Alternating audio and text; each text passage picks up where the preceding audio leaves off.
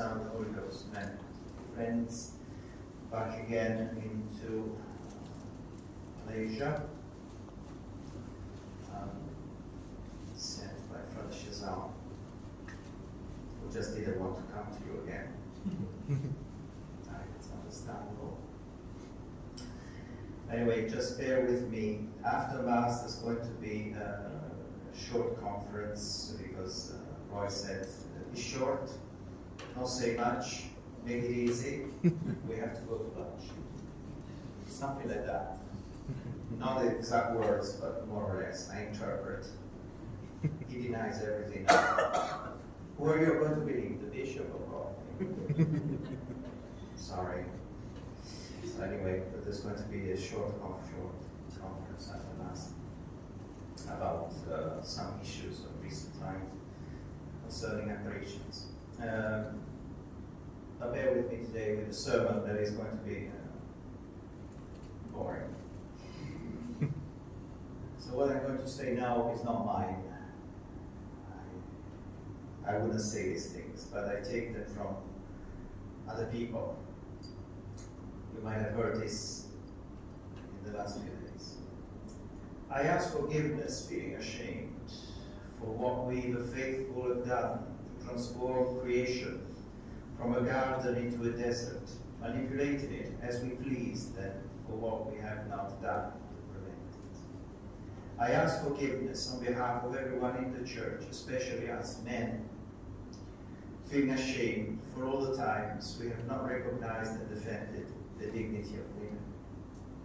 I ask forgiveness on behalf of everyone in the church, feeling ashamed for when we turned our heads away from the sacrament of the poor, preferring to adorn ourselves and the altar with guilty preciousness that takes away bread from the hungry. I ask forgiveness, feeling ashamed for all the times that in the church we have not been able to guard and propose the gospel as a living source of eternal newness. Perhaps indoctrinating it and risking reducing it to a pile of dead stones to be thrown at others. I ask forgiveness, feeling ashamed for all the times that we have given doctrinal justification to inhumane treatment. I ask forgiveness, feeling ashamed for the actions and omissions that have prevented and still make it difficult to recompose the unity of the Christian faith in our lives and the authentic brotherhood of the entire human race. Forgive us, O Lord.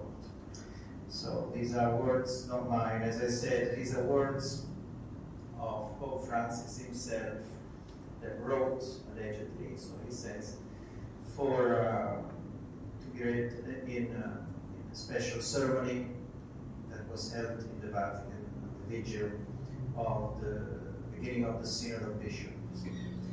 He calls this our principal sins. He himself, in his speech about this request for forgiveness, calls them our principal sins. Principal sins. Because we didn't take care of the garden of the world. We didn't take care by separating plastic from paper. We didn't take care by doing all this. That is absolutely a law of God in Europe. We have to. Otherwise you go to prison. Or you just pay 5,000 euros of fine if you dare to mix plastic and paper. It's a sin. It's a mortal sin, according to the Pope. Because we didn't recognize the dignity of women, especially the nuns that were mistreated in the past. So we ask for forgiveness for those poor nuns that were tortured by the priests and monks, and they had to suffer their own life, their entire life. Yes, we ask for forgiveness. And then the sacrament of the poor, because we prefer to take care of the altars in our churches, to make them beautiful and great, and for God himself. We ask for forgiveness. We should have taken care more of the poor. As if the church didn't build hospitals around the world, even in this part of the world, didn't take care of the children by building churches and giving schools and education to the children, as if the church has not done that throughout the centuries. We ask for forgiveness because the church has abandoned the poor, throughout all her existence. Can you imagine? Is that true? Anyway, the book says we ask for forgiveness because we adorned ourselves with preciousness and we left the poor die in his total poverty. And forgets that we do this only for the honor of God. We want to show God how much we love Him. And this is why we take care so much of His altars, of His churches, of the vestments and the beauty in the liturgy. Because we want to show God how much we care. But, of course, that's a sin nowadays. We ask for forgiveness because we indoctrinate people. And we don't want to save their souls. That's not the point. We just want to indoctrinate them with our false doctrines, maybe. God knows what the Pope has in mind. Inhumane treatment the Church has supported with its moral theology. What does it mean? Maybe it means death penalty that he declared as a sin, intrinsically evil, while at the same time the Church has always accepted the possibility of death penalty. God knows what he has in mind.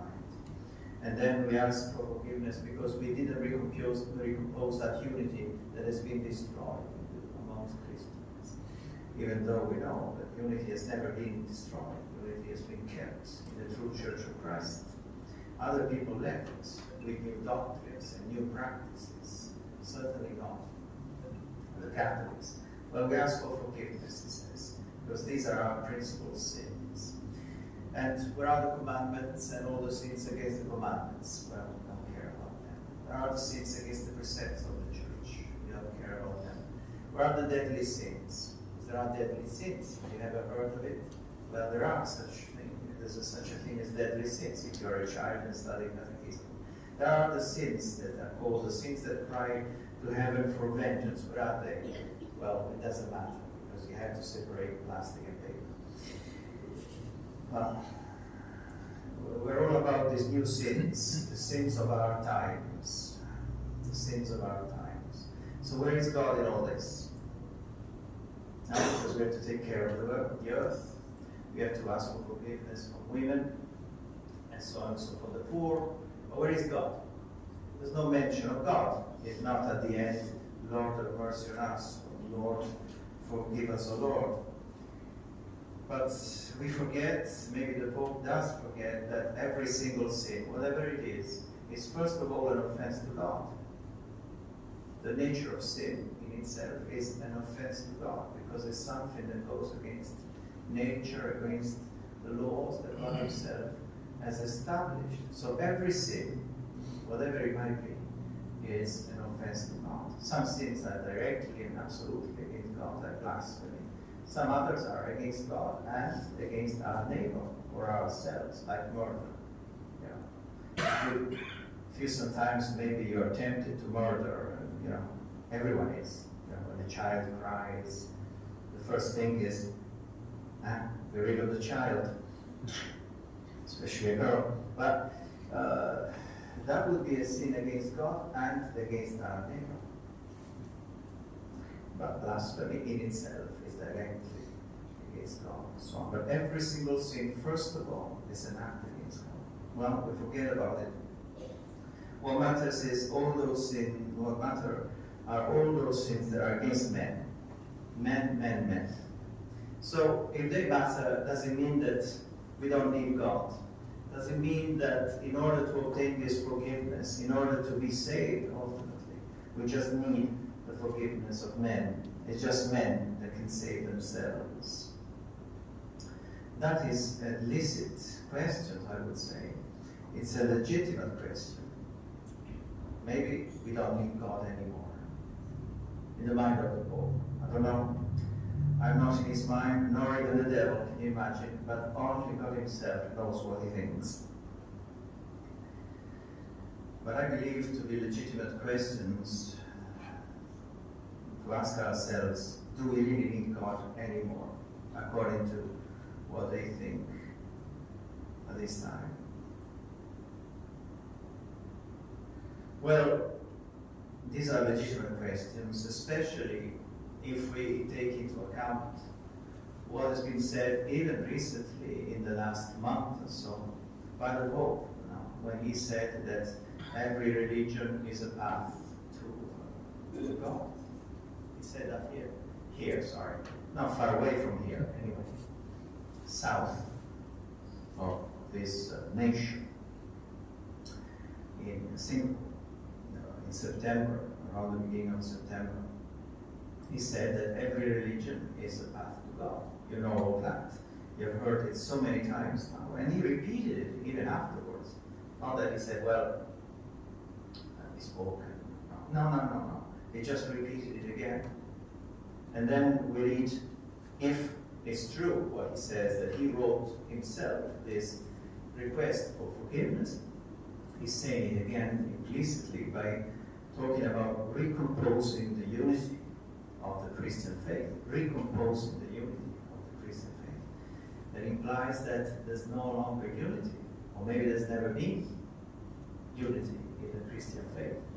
Imply that even Protestants or other Christian denomination, whatever you want to put into this, are as good as Catholics are. So all these things that are said nowadays make us entitled at least to think, do we need God anymore? According to them. Are they telling us that in fact there's no need of God? Well, my friends, this is what they say now, but if you've been in tradition, you know that their deeply felt need is to change everything, and especially points of doctrine. And this is one of them. Every religion is a path to God, says the Pope. Every religion is, all religions are like different languages that say the same thing. But is that true?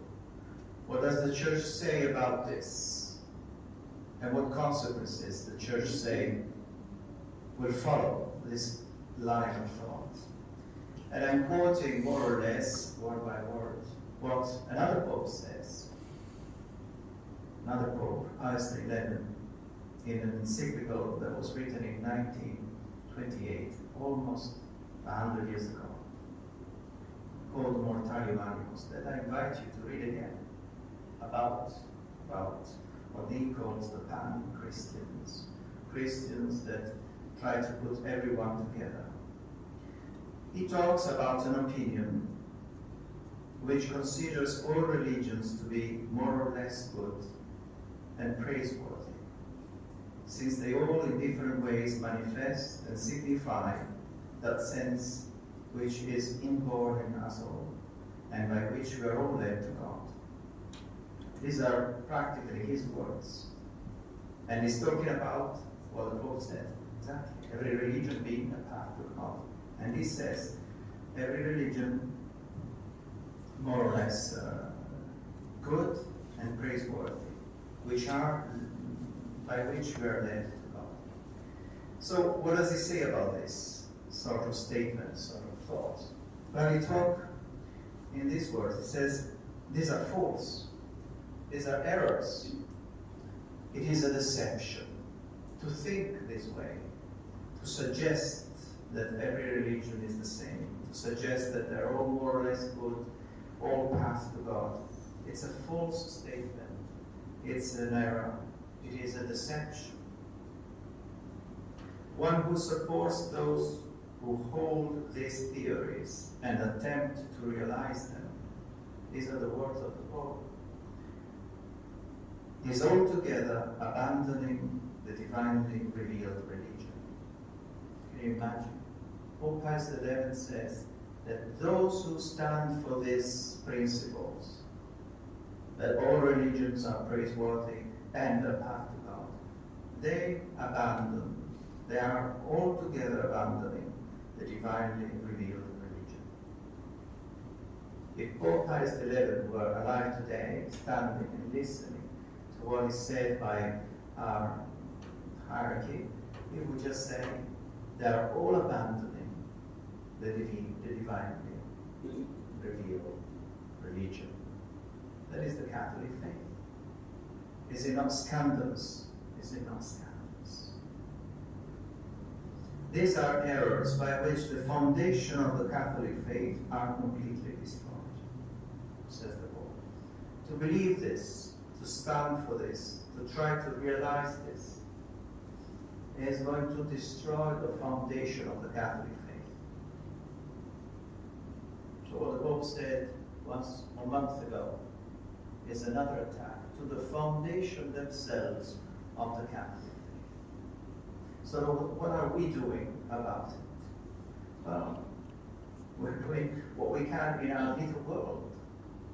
We cannot go and attack the Pope, kill the Pope. Some might be tempted again, but they tried in the past. Even a priest of the Society of St. Pius X tried it. Didn't succeed, of course. Was put in a mental institute, I don't know. But we cannot do that. We cannot change them. We're too weak. We're too small. But we can walk the opposite path and not abandon the divinely revealed religion. We cannot stand with these people and support them. And this is what we're doing, even today, by the fact that we are here gathered together for this Mass, and we're not down the road into the nose of the church. Because if we were there, as the Pope says, we would altogether abandon the divinely revealed religion. Because we would support that idea that every religion is a path to God. By the simple fact that we sit there and listen to the notes of the priest, by the simple fact that we put our donations in their boxes, that we allow them to say the new Mass, to give the new sacraments, to impose on Catholic people a new doctrine, a new faith that does not bring to salvation, because it is abandoning divinely revealed religion. Keep in mind the words of Pope Pius XI. If that were true 100 years ago, it cannot be false today. They cannot be false today. God doesn't change. Substantially, God does not change. So these words must be substantially true. So what are we doing here? Well, we stand for the truth. That is what we're doing. We stand for the truth. Shall we suffer what would indeed be iniquitous? The truth and the truth divinely revealed to be made a subject for compromise. These are again the words of Pius XI. Should we suffer that the truth, the divinely revealed truth, be made an object of compromise? We cannot. We cannot, dear friends. And this is why we can't give to them any support.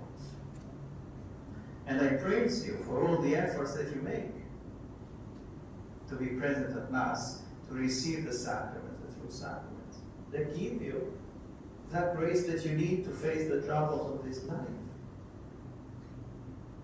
That maintain strong your faith. Because the other sacraments, the other ways that they are imposing today are not such. They're not capable of keeping people in the faith, in virtue, by themselves. It's just by accident, by mistake, that people still can live a life of virtue. But I invite you to do more, because there's not many of us. So that little number of people has to do more, has to take seriously this call from God. We stand for the truth, and we cannot accept the truth that is revealed by God to be object of compromise. So we need to make sure that God understands how much we care about it. And I know how much you fought in the past to maintain the Mass. I know about that. But the fight is not ended. It doesn't end here. It has to continue and get stronger. More and more efforts on our parts to receive more and more sacraments. And by doing so, certainly the priest will be happy to give you more. It's a virtuous circle that you need to start. Whenever it's possible, just go to Mass and receive the sacrament. Whenever it's possible, just come to the chapel and say your prayers.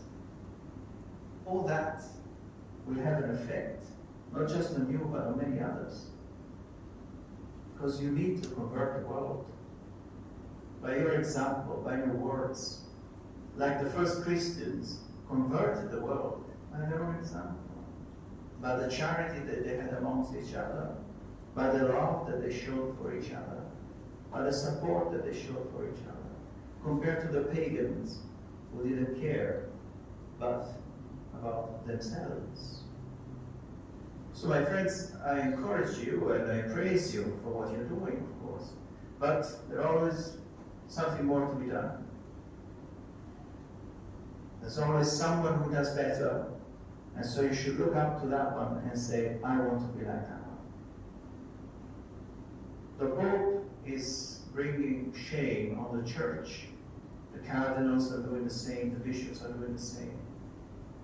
Well, work on the opposite direction. Bring honor to the Church, to God, to your faith. Praise God in the best way you can, as many times you can. Be next to Him as many times you can. And you'll see a change, a difference, not just in your life, but around you, your neighbors. And you will bring more people, because this is what you want. You don't want more people because there's more money, or you want more people because you want to save their souls. Because you want to fill up heaven with souls. This is what we're all wanting to do. That's the purpose of this faith, to honor God and to save souls. So my friend, keep being on the good path. Be strong, don't be afraid of the difficulties. God knows what is coming. Every day there's a novelty. Now this synod, what is it going to bring to the Catholic Church? I don't know. I don't know. Women priests, they talk about women deacon and so on. Maybe not yet. But whatever they bring is harmful. From last year, we got blessing of 2 men or 2 women. The fruit of this synod of last year. What will be the fruits of the synod of this year, God knows. Couldn't be better than that. I'll tell you now. My friends, be courageous and look what's happening. And everything that happens strengthens you in your faith and tells you you're just doing the right thing. In the name of the Father, and of the Son, and of the Holy Ghost.